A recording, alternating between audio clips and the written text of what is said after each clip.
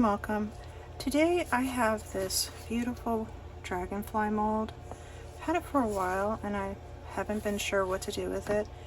And I have an idea, I'm not sure if it's going to work, but I'm going to give it a shot and see. And it's a very large mold, as you can see. So I've mixed up about 7.5 ounces of resin, and I'm going to just do an initial pouring of just clear resin with nothing else, so that way then I can move on to what I'm going to try.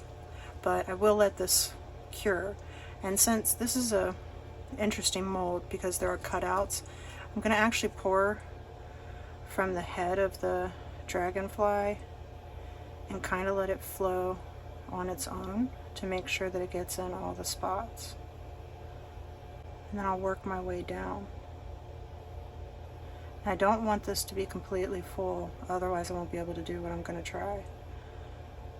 But I do want it covered.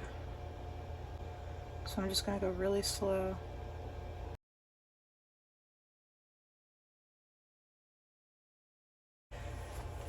Alright, now I'm going to let this cure. Okay, we're back, and the clear resin has now set. And so what I'm going to try is using this gallery glass by Plaid. Now this is typically used to make faux stained glass that you use on plastic or glass, so I figure resin's like a plastic, so why not try it. And I have a lot of colors. Never actually worked with this before, so I did watch a couple of videos. Hopefully I understand it enough to actually make this look decent.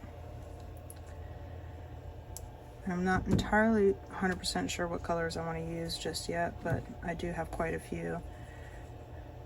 I do know from the videos that I watched that they recommend that you use some type of pointed tool, not a paintbrush. So I'm going to grab a few of these little pointer tools. So I'm going to start with this black onyx, and I'm going to use that on the legs and the head, I think, just to make it semi-realistic. And all I'm going to do is squeeze it down in there, and then I'll use my little pointer tool to move it around. Now I know this looks kind of gray going on, but my understanding is it should dry black.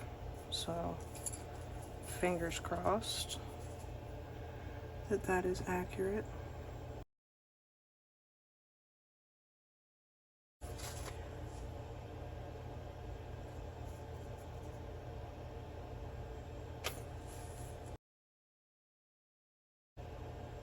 And I did not paint this on the mold and then pour the resin over it because I was concerned that it wouldn't stay and that it would just peel right off, because a lot of this is you make your design and then you can peel it to make like window clings and things of that nature as well.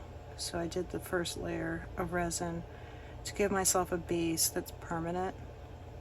And then after this dries, which according to the bottle it says 24 hours, then I will go back in with another coat of resin to seal it.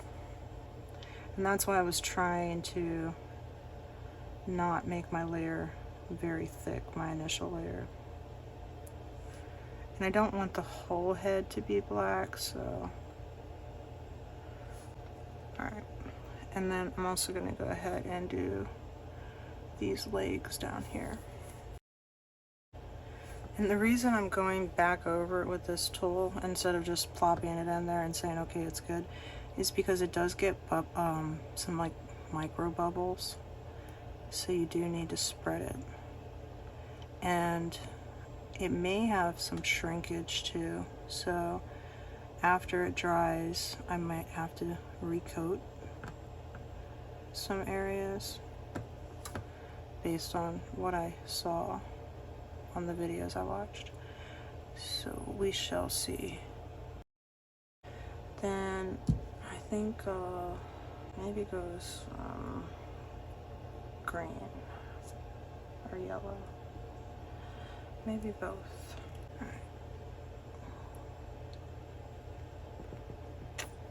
We're gonna see if this mixing colors works.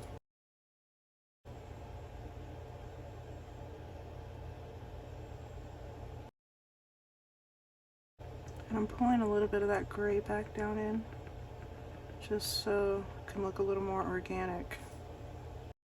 It took me a couple of hours to actually paint this entire mold, so I am going to fast forward through this. You should have a general idea now of how I was laying the colors and then using the tool to spread that around to get rid of any bubbles. So I will fast forward so that this video isn't any longer than it already is. And I do apologize for this being such a long video, but I did want to make sure that I captured exactly what I did and provide full understanding and awareness of how to actually utilize this product.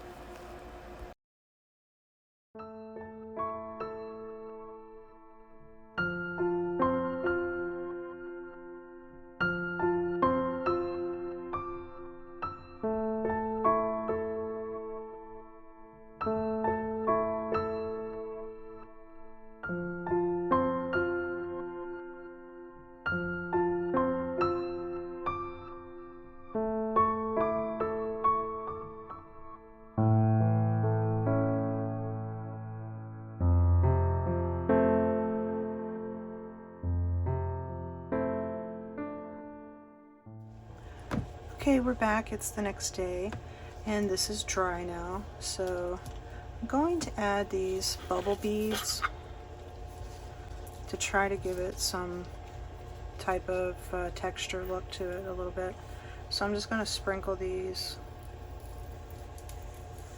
all around.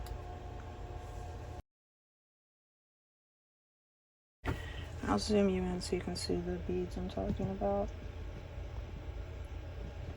And I just sprinkled them all over. Not entirely sure what kind of effect it's going to give yet, but because typically they just kind of disappear. But I mixed up about 5 additional ounces of resin, and to do the dragonfly I'm going to use a pipette because there's really not a lot of room left on top of these. But I want to make sure that resin gets on even the higher areas because that'll seal in the stained glass look we did. And again, I'm going to fast forward as I just fill the rest of the mold with resin. I'll let this cure.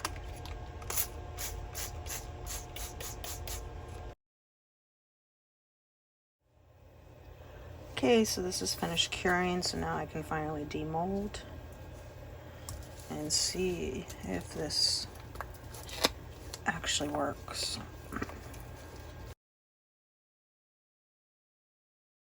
Are you guys ready? See if this actually looks good.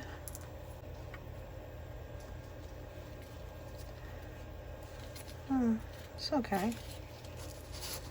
I mean, it definitely gives that see-through, like a stained glass would, which is kind of cool. It's not bad. The great thing is that I now know I can use that, and future note to self, work the first time on something smaller. But one really cool thing that you could think about with this too is you can actually, now that you know that you can use that in resin, you could get just a regular mold. Let me grab one. And then you could, if you have a clear or light colored mold, I don't have any stencil sketches with me right now, but just to show you what I'm talking about, you could actually use this to then make a design. Okay, one that's brighter. So you could put your clear mold on top of a design and then use that as a stencil to do the stained glass look. So I would put some clear resin first, then put this on top of whatever design you want to do for your stained glass, and then you could utilize that to actually do a stained glass effect too. So it really opens up a lot of options. I would never do it again with this, but it definitely showed me that it is a viable medium to use with resin. So to me that is a success. But I hope you enjoyed the video. Please don't forget to like, subscribe, share, and press the bell to be alerted to future videos.